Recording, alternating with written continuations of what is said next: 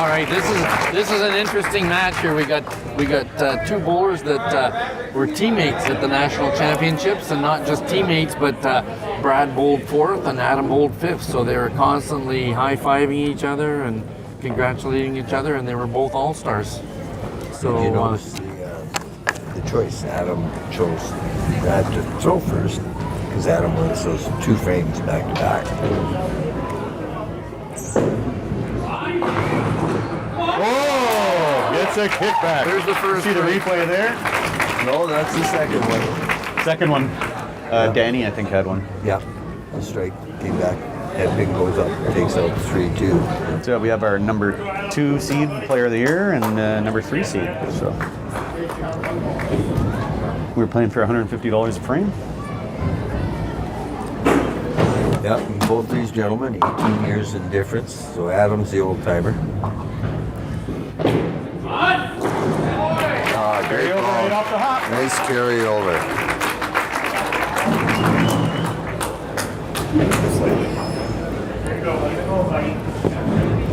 You see, they're both quite comfortable. They were just talking to each other there. You don't always see that. No, you don't. I was just going to ask that question to the both of you. Did you interact with your competition when you Myself? were in big matches? You know, play at all? back in the day when I first started playing, you know, you didn't have the hand slapping and that, eh? So I made it a point of when I played, I would ask the player, "Do you want to slap hands? Do you?" And I still do that because to me, it doesn't matter. Yeah. It's just to me, it's an air of respect to one another and do it. But yeah, no, when I'm playing, a lot of times, if it's, you know, I like to stay within myself. I don't watch what the other guy does. I don't really care because the only thing I can control is me. That's right. What about you, Mark? I think I might do the odd, like, good ball or whatever, ball, yeah. but I'm not talking to the guy. Yeah. I'm going to stick to myself and keep to myself. I think the bottom line is hey, we all want to win. Yeah. The difference is how we carry. Like, if you look at someone like It's good Eric, sportsmanship. Eric is, you know, Yeah. he's out there for the guy. Me, I don't want to see what you're doing. I want to just control what I do. That was a great start by Adam. Those were Yeah. two bombs, left pocket, right pocket. No doubt on either shot. We'll see how Brad responds here.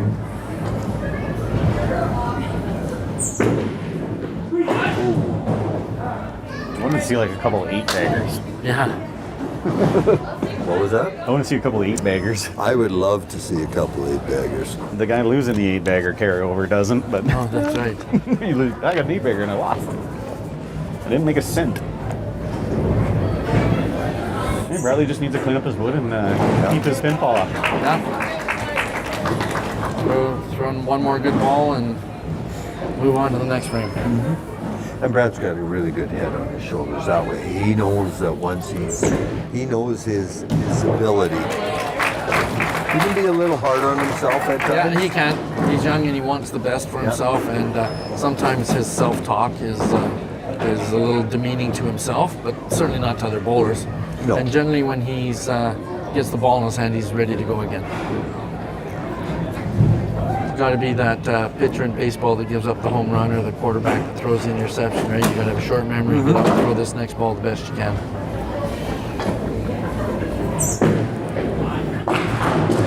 Good squeeze there. Yep. I think he's a little amazed how the ball can do it. Yeah, that 3-pin hit the left gutter and stayed there. Yep. All right, on tap, come on now.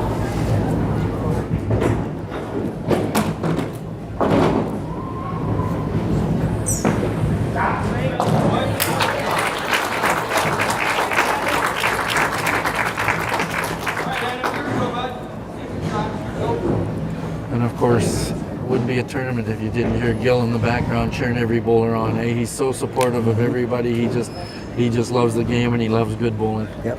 Yeah, who's all in our stands here? Gil and Robert, our Heartland Bowl sponsor. Mark Miller.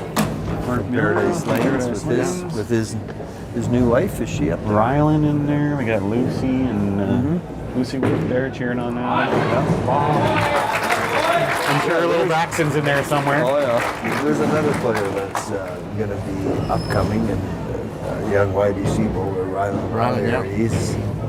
He's a big boy. And he takes the game and he watches everything. Oh, yeah. He's really into everything. Yeah. Just He's turned like a 17. sponge. Just turned 17, yeah. Yeah, he's like a sponge. Yeah. He just, But I was telling his dad, I was like, this is a great experience for him and the opportunity to be able to do this.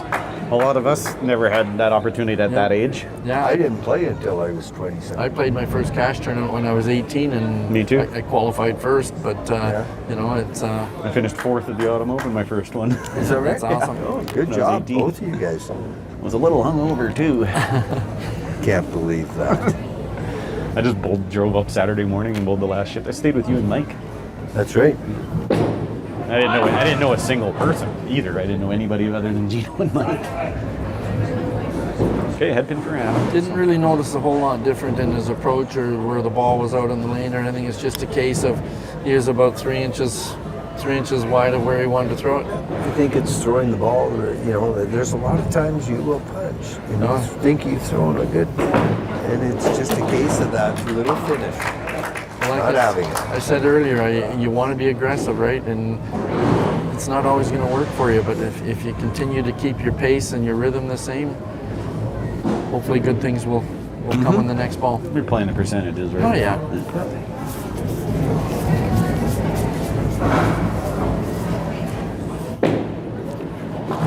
But I'm sure Adam in this It's a position, big cleanup though. in this position, Adam, he's very confident in what he can do. Oh, yeah. But he's also very well aware of what Brad can do. Adam's very confident. Yeah. There was a time not too long ago when Adam was contemplating not playing anymore Yeah. because he wasn't enjoying the game. Right? It's And that to self-confident thing, right? It's And to the credit of Mike Lecoussier, speaking with him, changed him around. Adam has been huge in the last couple of years. He's by far one of the most competitive players that have played.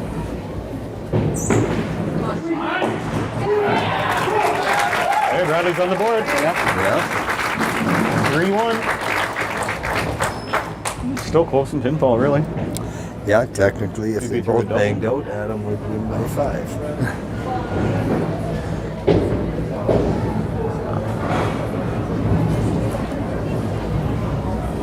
And again, we're playing for $150 a frame. So Adam received a bonus for Player of the Year, $500, and Bradley would have been third, so he would have got a $300 bonus. And as it is stands, from their first matches that they played and coming into this, they're both carrying $1,100 forward with their bonuses. they'll both be able to afford to buy me a wobbly pop after this is done. Yeah, amen.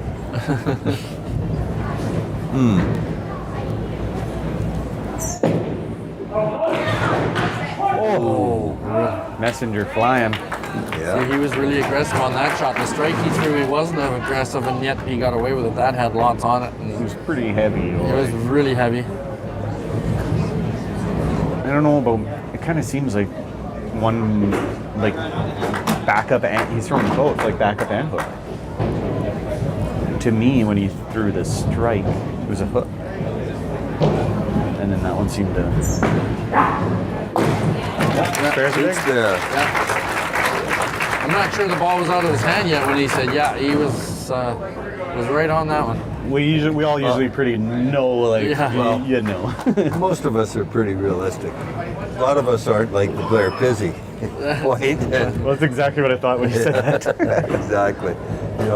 Blair was a great competitor and Oh, one of the yeah. most optimistic players I've ever Yeah, played he's- with.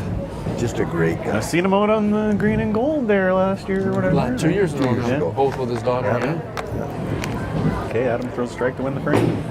Yep. Oh, ooh. Oh, no kick back. Nope. And his daughter bowls very similar to what her mom used to. And her mom, her mom was a very competitive player. I remember the days of George Schillebeer, a great friend of ours. We used to go to Saskatoon and play the KG, and then Blair and Michelle would be playing, and we'd take their youngest, not youngest, their older, Brandon.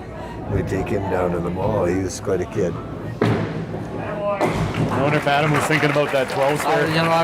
was gonna say he missed 3 singles and spares last time he played. I wonder what Well, we talked about it before his interview last time. he was all over that one.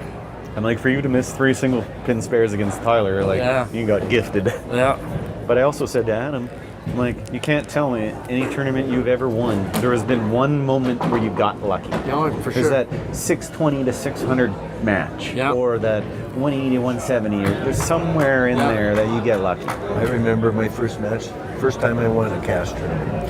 We were in the semifinals, and I was playing a young lady by the name of Jennifer Marshall. And she got a corner pin. If she would have got the strike, she would have won it.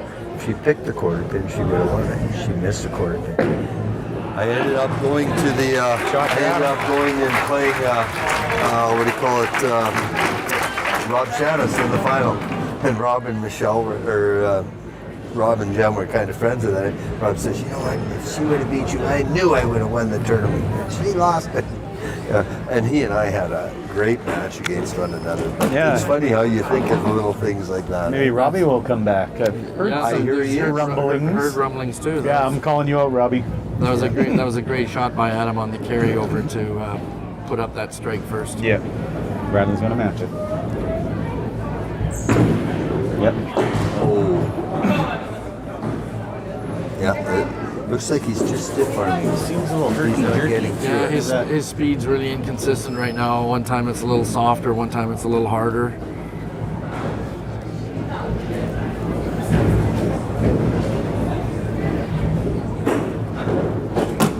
It doesn't necessarily change his accuracy because he still No. hits what he's aiming at, but it definitely gives a different rotation as the ball's coming out of his hand. Yeah, because the pin reaction is quite different. It's quite different, yeah.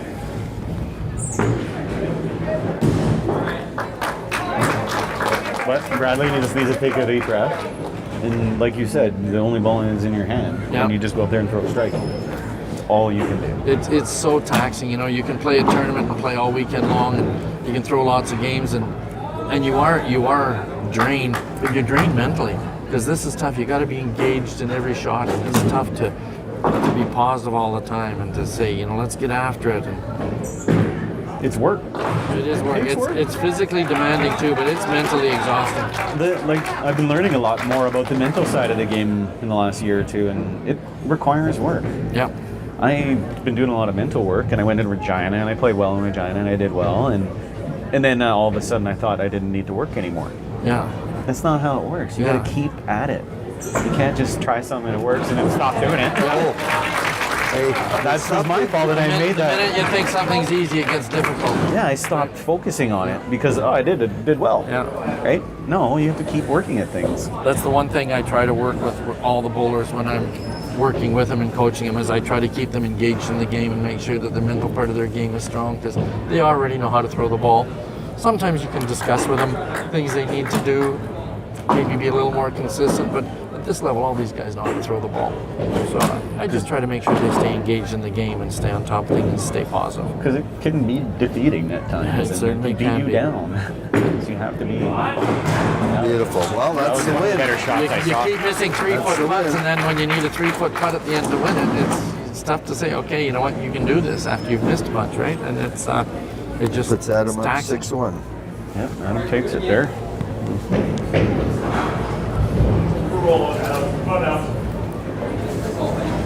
Yeah, Gives him $900 to $150 for and gives them the match. But, Still got lots of dollars to play for. pardon me? Still got some dollars to play We for. have $450 more to pay for.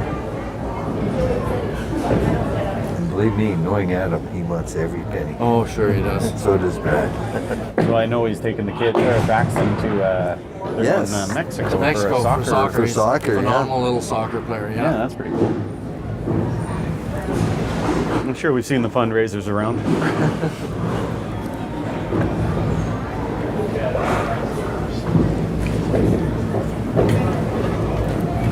He was actually a pretty good little bowler for a bit.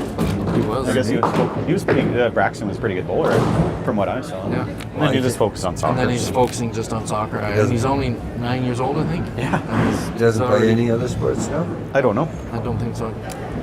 He's already playing club soccer, and he's Yeah. dominating at the club soccer level. Is that right? So it's good for him.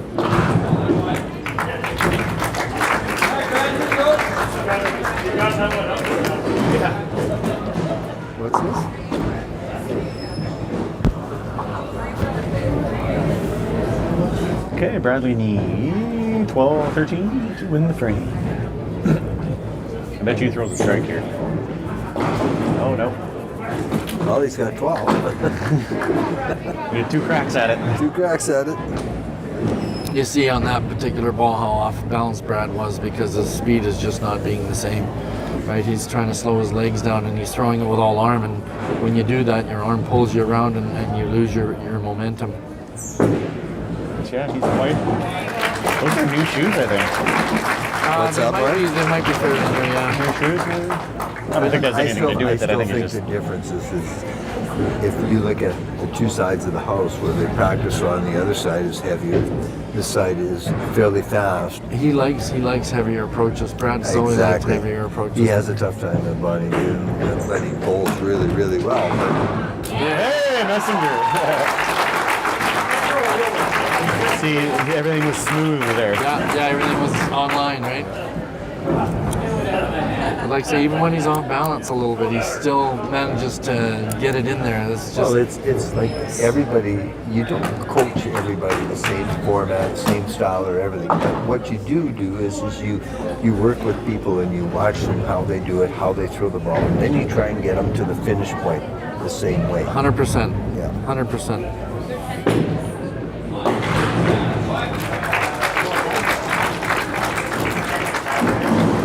Because you look at Adam, the way he throws, he's a little bit back on the ball and gets it through. But you take everybody and you just watch them and you just let them throw balls, and then you work with their natural ability, because natural ability is the easiest thing for somebody to do, right? That's why it's called natural. Yeah, exactly. So too many times we try to change young bowlers or young people into Their throwing the style. ball Yeah. the way the book says it should be done, right? Let them throw the ball, develop the way they throw the ball, and then work with them. Just little things. Yeah. Balance at the foul line, to me, is one of the biggest ones, so your arm can finish and get to where it needs to be. Like I have a backup, but Yeah. I don't try to throw it like that. Right. That's just how it happens. That's just how it happens. It's natural. Yeah, that's just what you do. Well, you take what people consider to be the best bowler ever, and Bruce Mortar, and the way he threw the ball. You would never, ever teach anybody to throw the ball like that. It was all natural ability, but he believed in himself, and he just But he did a bowled lot great. of things correct too, though. The bottom line is from the start to the end was consistent every time. Well- So that's the thing is if you build a consistency from when you set up to when you release the ball, it doesn't matter what you do in there as long as it's something. The end coming is getting it to there at the same time, the same way. And if you put the ball down in the same place, Bruce was a very superstitious guy. I remember the first perfect game I watched him The four play. frame He took his bowling balls. He had his blue and white balls. Yeah. One had more white, one had blue. So he threw for the first 4 frames with 1 ball. He says, okay, they need a rest. Well, he Put did them that down. because last time he started with a 4-bagger, he punched on it. Punched So on the when he fifth. started with a 4-bagger, So he said, then he "No, you're changed over done." to the next ball, threw 4, and then went back and threw the other 4 with the other ball. That's so hard to do when you're on a run. I To know, change I something. know. But in a way, it's. How did that not hit it? I think some guy held that up. I'm sure Brad's saying thank you very much, needing a strike and an account. So, but you know, 25 count or another better? guy who was like that was Lloyd Cox. Lloyd Cox would throw 2 balls from one spot, change total different line throw. So one day somebody asked him, "Why do you do that line?" Because you can't throw Because it. I can't throw 3 balls consistently the same way. Oh, he got one too. And you know what? Lloyd was consistent to that. He believed in it. He did it.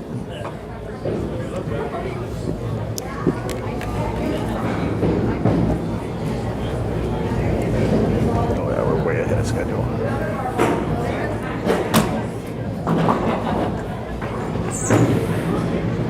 Yep. Yeah, it takes us fair. Well, Chopper better to tie or better to tie or win. Better than the chop wins. Chop tie. then they get 1 frame apiece. On the chop tie. Yeah, they Yeah. would split it. But So corner better. I'm sure Brad wants to win this one. $600. Hey, he's a poor university kid. He throws the straight for $600. There he goes. Oh yeah. give it a big hand for the winner of this matchup, Adam Weber. In 6-4. That's still a fairly well bowled game by Brad. Yep. Well, we'll see if our giant killer can win one more. Well, congratulations. Thank you. Made it to the final now. Yeah, I get to play Matt Harms, who's throwing a ton of strikes right now. I hope to keep up with him, and yeah, hopefully it's getting better every game. Yeah, it looks like you're kind of starting to find that rhythm. Starting to find some rhythm routine out there, so it's just a matter of getting a few extra strikes out there. Yep. Thank you. Appreciate it.